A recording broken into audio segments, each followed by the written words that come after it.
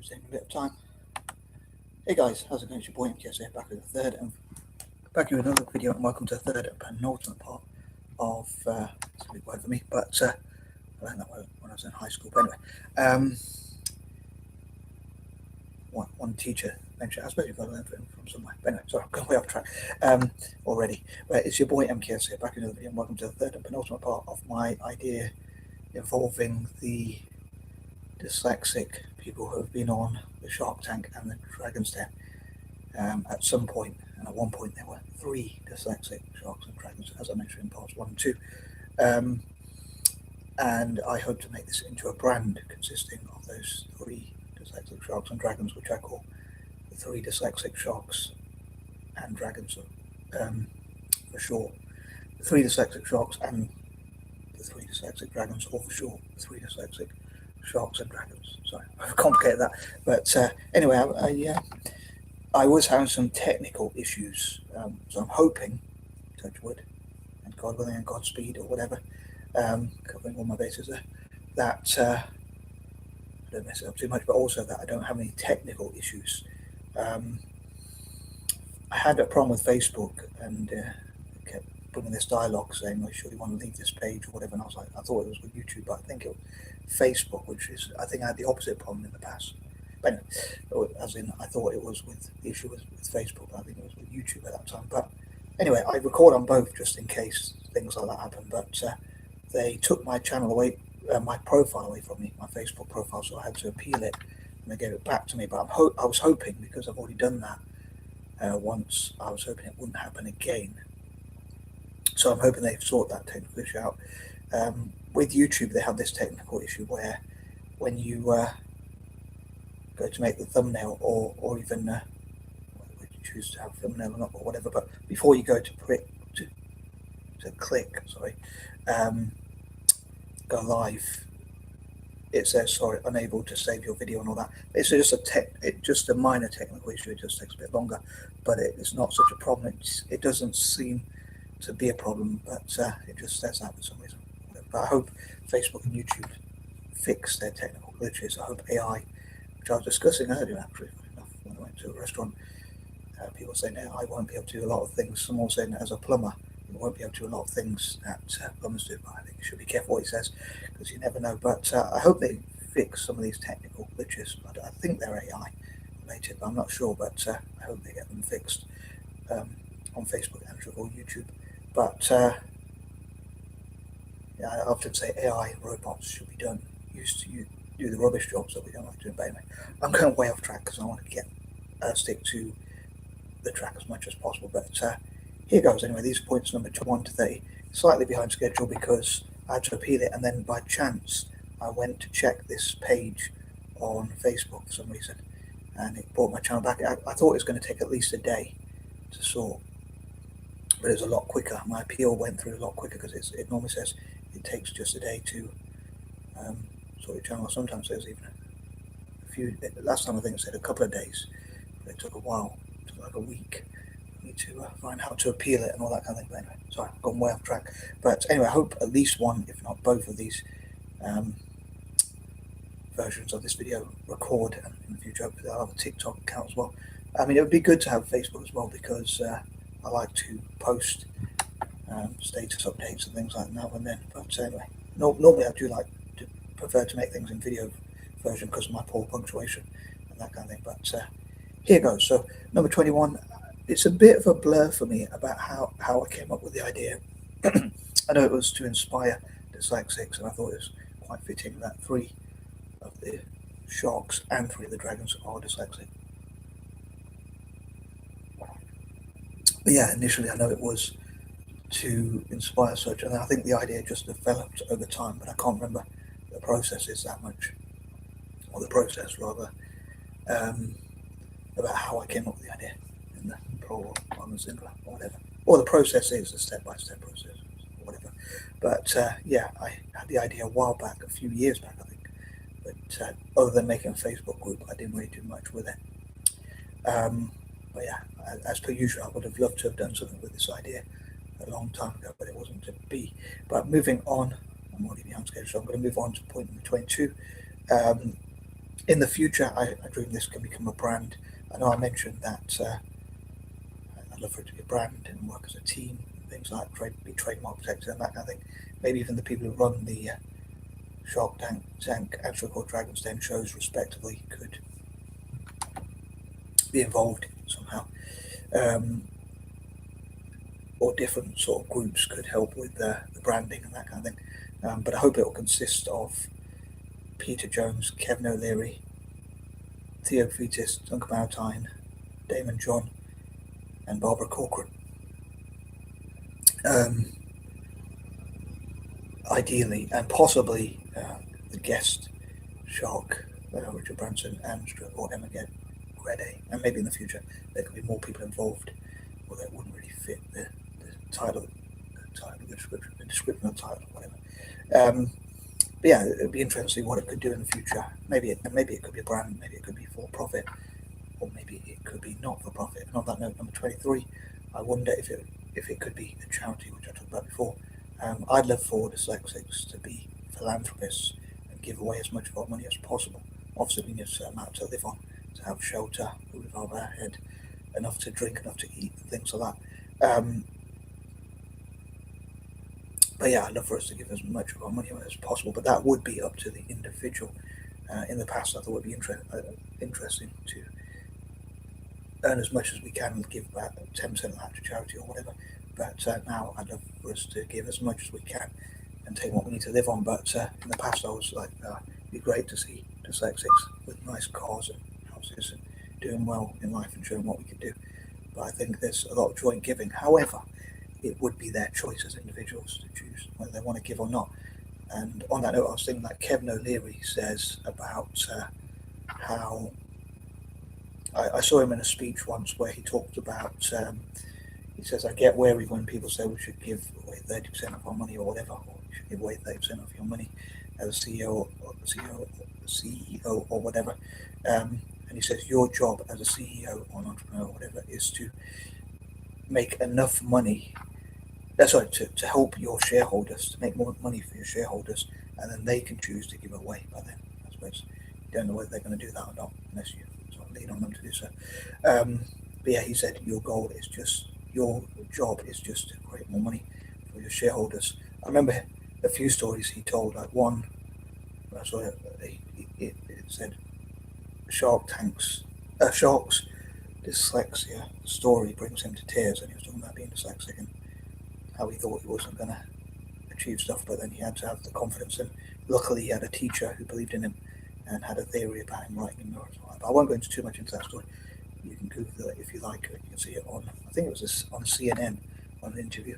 And another thing is, he's infamous. They call him Mr. Wonderful, and he's infamous. Sorry for those who wouldn't know this, but he was on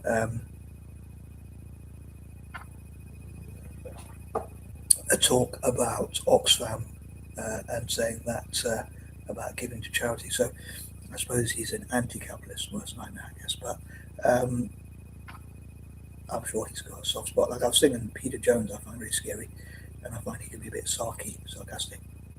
But obviously, these people are great if they join this network or this brand or whatever. But when they have the children's version, when they pitch to entrepreneurs, they always seem to be very nice. So I'm sure they have a soft underbelly or whatever the term is. Like Theo Fetis says that when people see them get angry on TV and talk rudely to the contestants or whatever you call them, it's because they've been talking to them for like 2 hours and boring them to death. Talking which, I probably should move on to the next point, but and trying to keep my video shorter. But I remember once he was on a show where they went to his family home and he did a talk and all that kind of thing, and his daughter was saying, he said, "What do you think?" He asked them, "What do you think about your dad on the show?" And they were getting ready for school or whatever, and she said, "When you're really evil." He said, "I'm not evil. You're thinking about the Scottish guy." So he's known to be a bit harsh, but he probably doesn't see himself as that way. But I suppose they would say if you're going to go on there and be brave enough to pitch your idea, you've got to be able to be thick-skinned or whatever. Yeah, and apparently they've been talking to them for ages, and probably bored them to death, and also probably some of the entrepreneurs might be rude to them as well. So if they're brave enough, which is probably a foolish idea. But yeah, obviously they're all great if they join this brand or whatever. But yeah, I wonder if they'd be interested in the philanthropic side. And I'm sure even if they do want to make money from it, even if they use it to promote their own personal brands, to network with each other, and basically to make even more money, and all that sort of stuff, maybe make money from the books and the merchandise and different ideas and that kind of thing, it would still be beneficial for charity, because it's not just about giving money. It's like the confidence that other dyslexics might have by saying, oh yeah, these are my potential role models, and that they could do mentorship as well, so they could give time, which is even more valuable in many ways than money, in my opinion, generally speaking.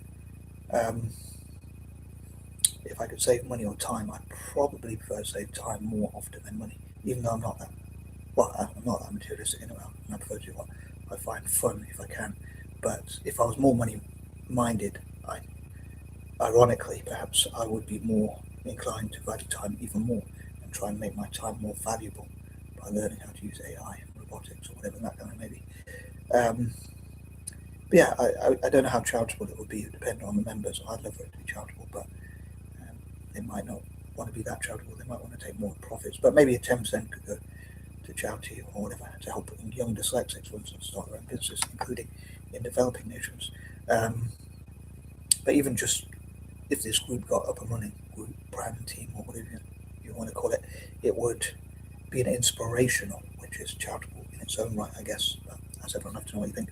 And on that note, moving on, number 24, I'd love to support dyslexics all over the world again. I hope they'll be inspired by things like this, and I hope it will be able to help to mentor role models for, teach, train, and just generally support and maybe fund dyslexics around the world. Like, for instance, I talk about the Rare Gem School, which I support in Kenya, and I'd love to support more schools for dyslexics across Africa and Asia,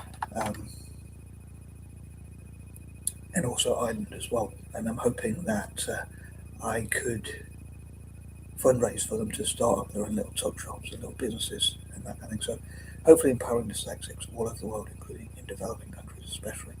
So yeah, I wonder how many people would be inspired even just by knowing, even by just knowing that there are dyslexic sharks and dragons, I beg pardon. Moving on to 25, from a bias point of view. Bias, that is not bias. I love support republics, and I'd love to mention that one.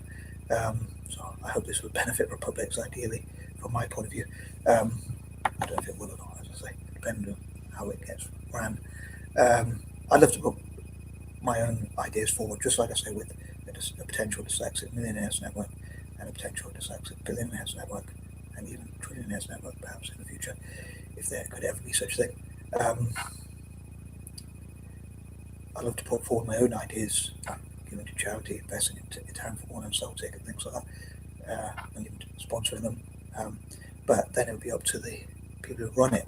As I said before, they could be an MD, CEO, integral chairman or chairwoman who runs it, or even a group of people who run it or help to run it, and it could be run differently. Like I said before, and then maybe Theo Kvitis could be the CEO, Barbara Corcoran could be the MD or chairwoman, David John could have one of those roles or whatever, or Kevin O'Leary or whatever, because so they could decide it between them.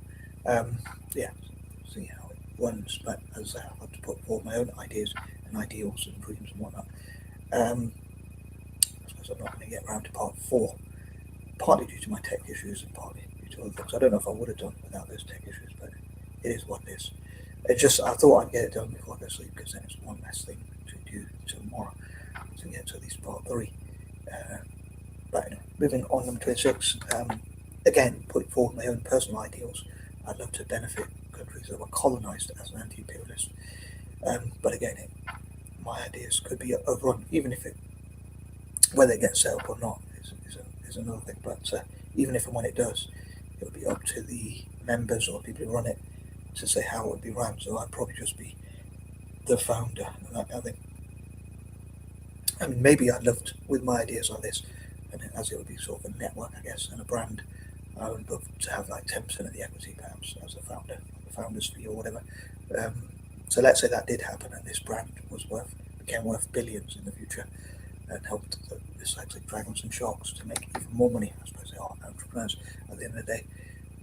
My 10% equity would be donated to my 5 causes, which I've mentioned as much as possible. So benefiting a town from all sovereignty, libertarianism, people from former colonies, and tackling poverty and alleviating suffering, and spreading peace, love, joy, hope, and happiness. I'll drink that, as I say.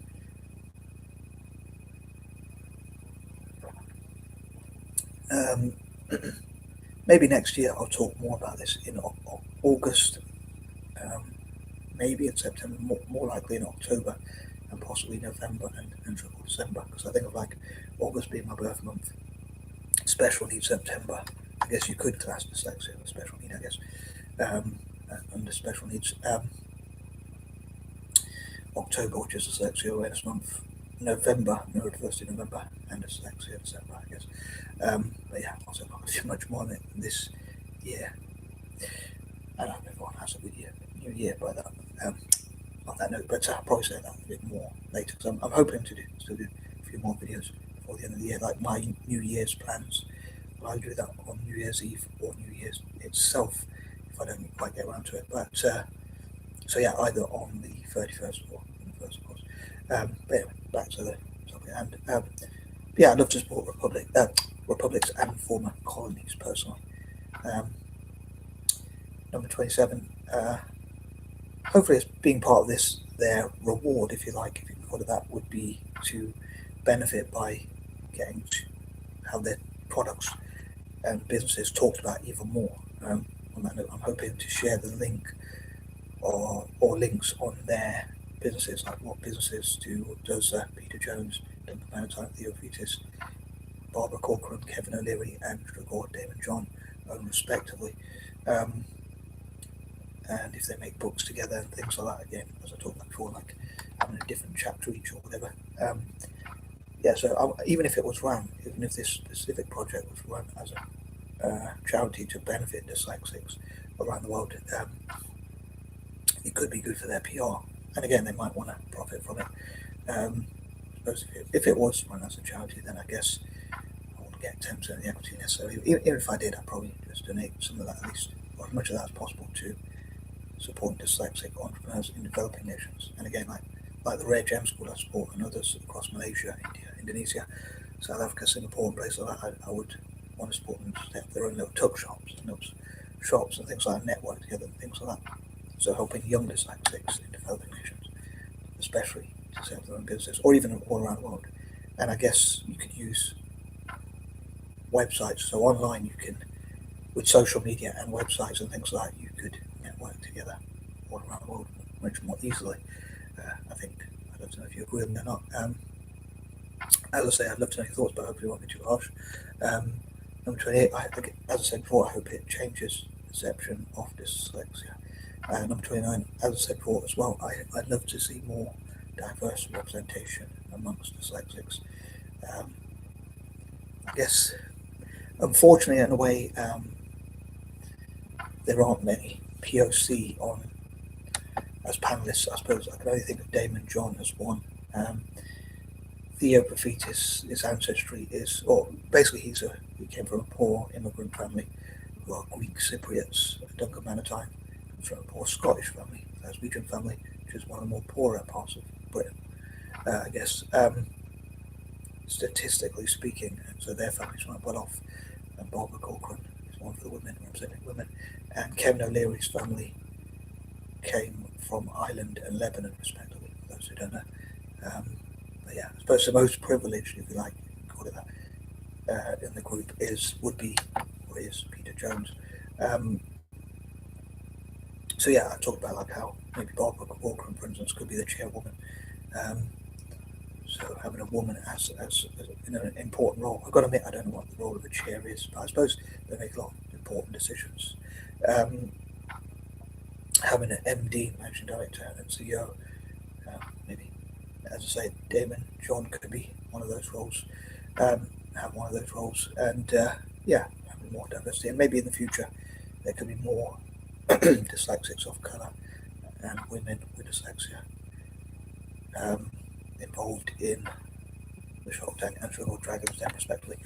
And Sugar, Immigrant, I think is one example of that, as a woman of colour herself. But also, there could be, I talked about opportunities to pitch their ideas and maybe have more young women and women of colour and P.O.C, people of colour generally, could help. And number 30, it would be interesting what it could achieve, whether it would work, how it would work. I think, but again, I don't know whether you agree. What about you? Do you agree with me? And excuse me, once again, they could be as selfish or selfless as possible, or somewhere in the middle. They could be as altruistic as possible. It might be run as a charity, and when it ever gets up and running, it could be run as a for-profit business that does charitable work, or whatever. They could be as greedy as they want to be, I guess. They might want to do whatever the market tells them to, or whatever. But yeah, they could do it, run it, or run profits, or they might run it for charity, or a bit of both. I don't know. It'd be up to them. Whoever runs it, and they might bring outside people to help to run it. And obviously, business people are busy, and delegation is one of the keys, I guess, to business. But I'd love to know, especially from business owners, what do you think? I know I talked before, but I would love for us to, as I put it, jealously guard our secrets and ideas with each other as dyslexics, like sharing ideas together. Don't know what that's intending to be doctrinal, but on a serious note, I'd love for us to share ideas to benefit each other. But in the past, I thought it'd be cool if we didn't go on like Shark Tank or the Dragon's Den or The Apprentice or whatever, because then we could share those ideas with each other instead. So I wonder if there's a way dyslexics could do that. Share our ideas, and as I put it, as I say, jealously guard our ideas. Or maybe not, but time will tell. And I'll stop laughing and try and get to sleep. Good night now, and peace and love. Please wish me well.